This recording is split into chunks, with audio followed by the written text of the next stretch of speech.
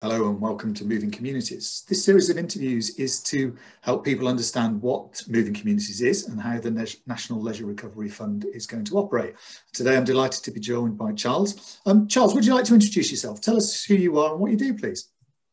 Yes, I'm Charles Johnston. I'm Property Director at Sport England, so responsible for a lot of our capital investments and for the delivery of the National Leisure Recovery Fund. Excellent. We normally get together probably once a year. I introduce you onto stage for the Quest MBS contract, and we do the conference together. So thank you for your time today. And I guess that's quite an interesting starting point, because ultimately the Moving Communities is really NBS, but in a much better guise. But we'll talk about that in a little bit. So give us some of the history. Tell us the story of the National Leisure Recovery Fund, please, Charles. Well, the journey obviously started, I think, when all of us became aware of the impact of COVID in March last year. It seems like a lifetime ago now, doesn't it? Obviously, we've got a long and strong dialogue with the sector, both on the local authority side and also on the operator side. And it clearly became very apparent that the support was well beyond the means of Sport England. As you know, we had about 200 million of intervention funding to support the sector, but this was well beyond our means. So we embarked upon a journey of persuasion with government to recognise the need for support here. And we worked really strongly with industry partners. We couldn't have done it without the support of obviously your organisation and all the measurement side that gave us the very strong facts, and then the industry bodies, UK Active, CLOA, Community Leisure UK, and the LGA from the local authority side.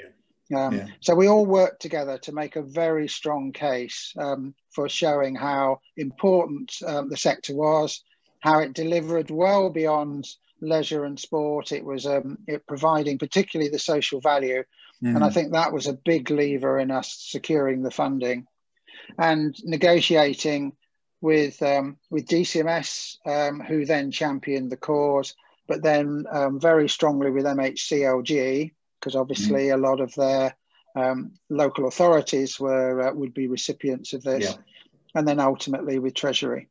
And it was the strength of the combined information and evidence and data that got us to an award, and that took us until December.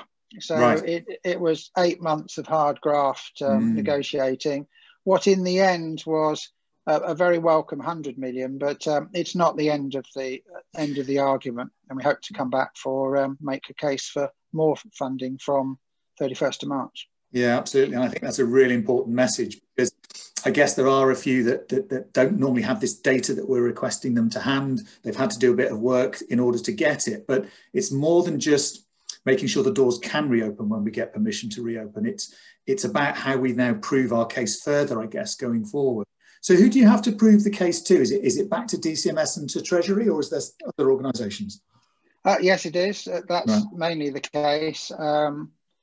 Obviously, now we've got the strong support of Treasury, and Stephen Barclay in particular there as the Chief Secretary to the Treasury, and we've had a long dialogue with him generally about sport and physical activity, so he's well aware of the benefits. So he has been a supporter ultimately. But yes, we've got to make the stronger case, and that's where we've effectively got unrivaled levels of data now. We understand so much more about the industry, and having the returns from the 268 local authorities that have applied has given us so much cross information, so we can do the benchmarking in a much stronger way than we've ever been able to do that before. So I know people sort of said, well, why didn't you just issue it in a sort of formula and just dole it out across us all? But actually the need for a biddable fund is really showing its worth now, and gives us a much stronger platform to go back for additional support.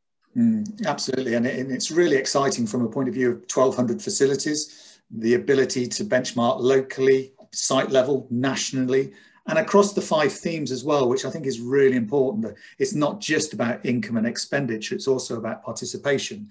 It's about social value with the work that Sheffield Hallam do. And obviously the customer experience, which LeisureNet will be doing a lot on the survey, probably the biggest survey of its type. And bringing Queston as well as the quality piece, I think is been a really powerful piece, which will only, in my head, prove our case in a much better way going forward. Is that something that you really had to do, or is it something that Sport England had a desire to do? Well, we've always had a desire to make sure that people thought of them well beyond just being a leisure centre, and it's just sport, and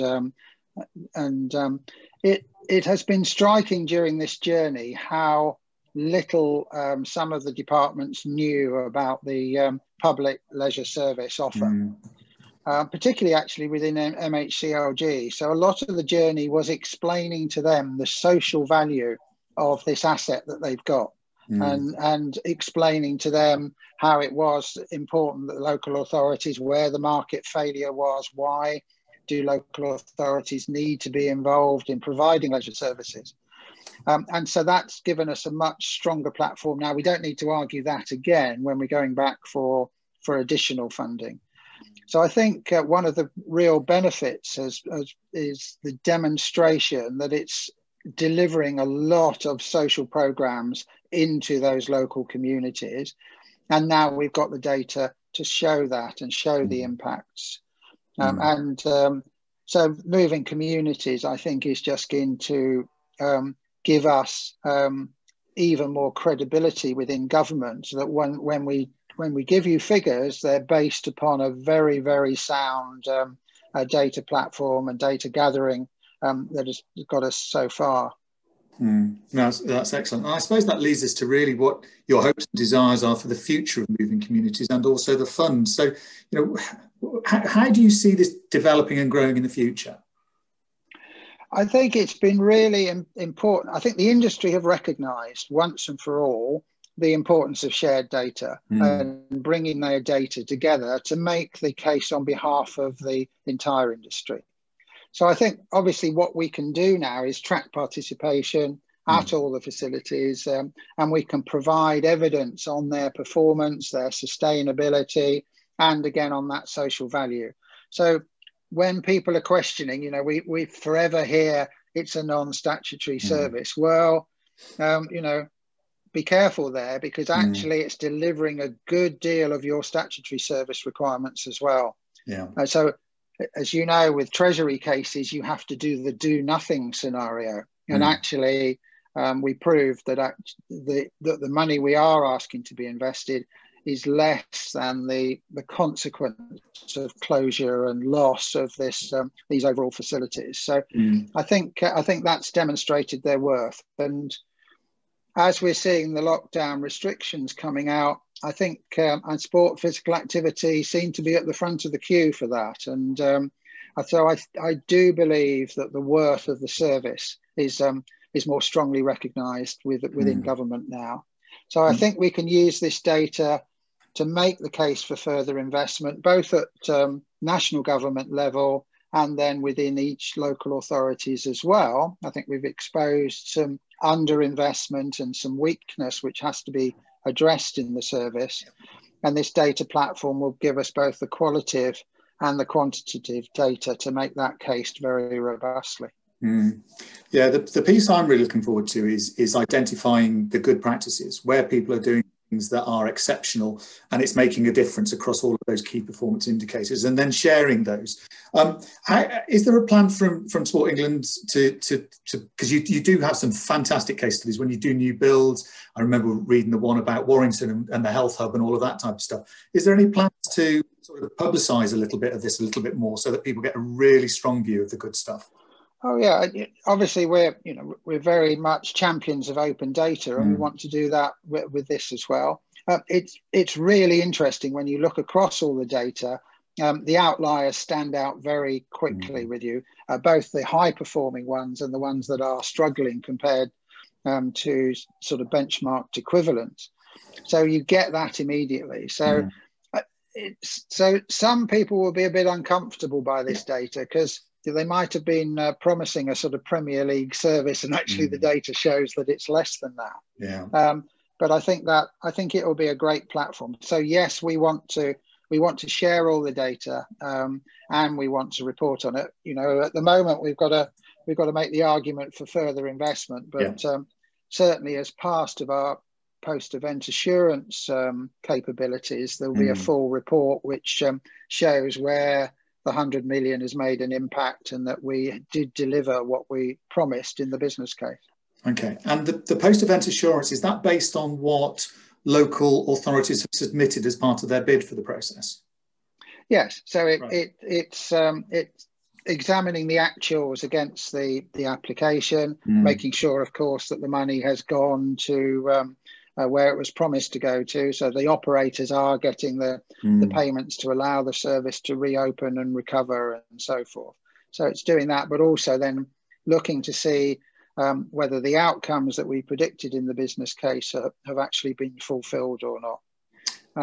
And of course, the first time we did it, we had to draw on a lot of good data, but some of it theoretical, some of it projections. Now, of course, we'll be building on actual data as we reopen, because as we know, with the moving communities, we'll have real-time data feeds, which is a first, I think, obviously for the industry, and I think it's the first for, you know, maybe even across the world to get to that level of sophistication.